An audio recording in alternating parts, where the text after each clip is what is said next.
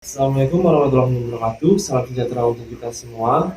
Pada video kali ini saya akan membahas tentang inovasi dalam mengatasi berbagai permasalahan pada siswa-siswi sekolah dasar. Seperti yang kita ketahui, dalam menjalani hidup pasti ada saja masalah yang dihadapi, termasuk juga dalam siswa-siswi yang sedang belajar. Oleh karena itu, kita sebagai guru atau tenaga pendidik perlu untuk mengetahui masalah-masalah tersebut dan bagaimana cara mengatasinya, yaitu dengan berbagai metode yang bisa kita gunakan untuk mengatasi hal tersebut. Namun, metode-metode tersebut terkadang tidak efektif dan efisien, sehingga kita perlu menyesuaikan atau berinovasi untuk mengatasi hal-hal tersebut. Untuk lebih lengkapnya, mari kita bahas.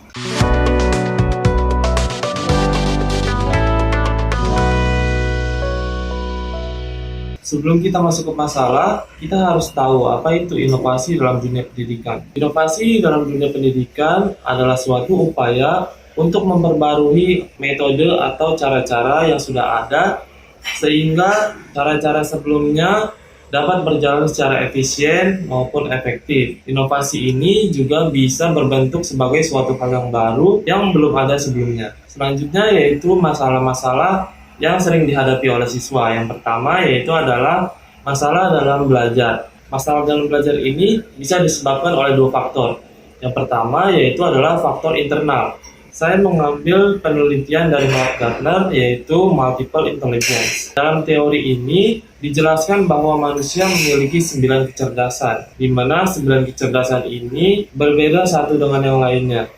Bukan hanya sebatas kemampuan kognitif, tetapi juga ada afektif maupun psikomotorik. Pada diri siswa biasanya memiliki 3 kecerdasan yang dominan. Dalam kaitannya dengan masalah belajar ini, mungkin siswa tersebut memiliki kecerdasan yang berbeda dengan yang ia pelajari saat itu, sehingga ia mengalami sedikit masalah atau sedikit kesulitan dalam menerimanya. Lalu yang kedua yaitu faktor eksternal.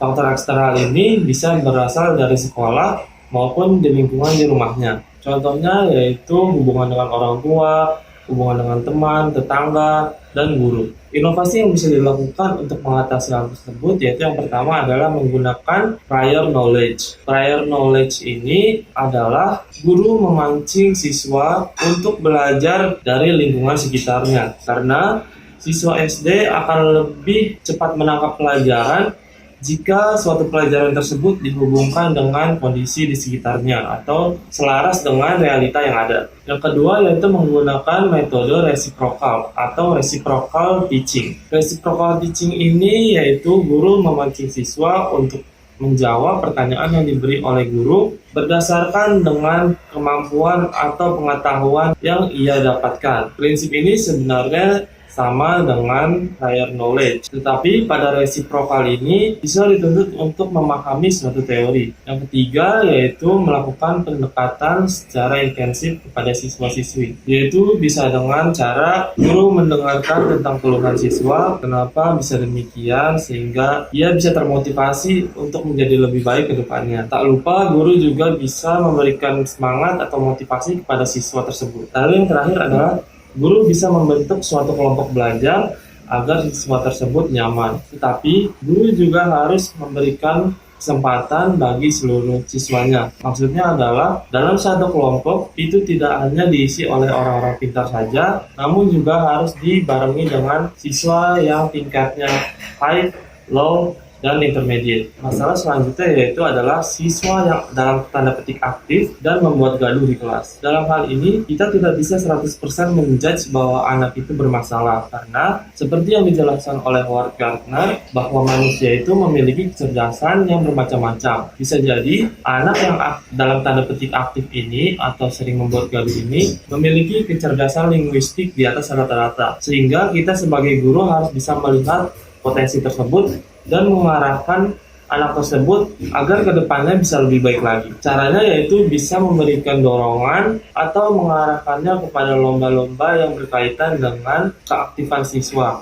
seperti olahraga, lalu lomba storytelling, atau hal-hal semacamnya. Lalu yang terakhir yaitu siswa yang merokok. Saat ini semakin marak siswa-siswi sekolah dasar yang merokok. Hal ini bukan tanpa alasan. Kita sebagai orang tua yang lebih dewasa dan memiliki kesadaran yang lebih harus lebih peka melihat ini. Karena anak-anak cenderung mencontoh apa hal-hal yang dilakukan oleh orang yang lebih tua atau orang yang lebih dewasa. Sehingga kita sebagai guru ataupun orang tua harus memberikan contoh atau teladan yang baik bagi anak-anak tersebut agar mereka tidak mencontoh apa yang kita lakukan. Dalam hal ini adalah hal-hal negatif. Selain itu, kita juga harus aktif mengingatkan bahwa merokok itu tidak baik bagi kesehatan maupun finansial. Karena jika kecanduan, maka orang akan cenderung untuk menghalalkan segala cara, seperti mencuri atau kegiatan buruk lainnya. Baik, itu tadi hal-hal yang bisa saya sampaikan tentang masalah-masalah dan cara mengatasinya pada anak sekolah dasar. Di sini dapat kita simpulkan bahwa kita sebagai guru maupun orang tua siswa harus terus berinovasi agar permasalahan yang ada dapat teratasi secara maksimal. Karena seperti yang saya singgung di awal, pasti dalam kita menjalani kehidupan ada saja masalah yang datang. Dan juga kita tidak bisa menyalahkan anak 100% karena anak-anak itu merupakan produk dari orang tua ataupun orang yang lebih dewasa dibanding dirinya. Karena anak-anak akan cenderung mencontoh apa yang mereka lihat dan mereka alami sehari-hari. Baik, terima kasih atas perhatiannya. Kurang lebihnya mohon maaf. Wassalamualaikum warahmatullahi wabarakatuh.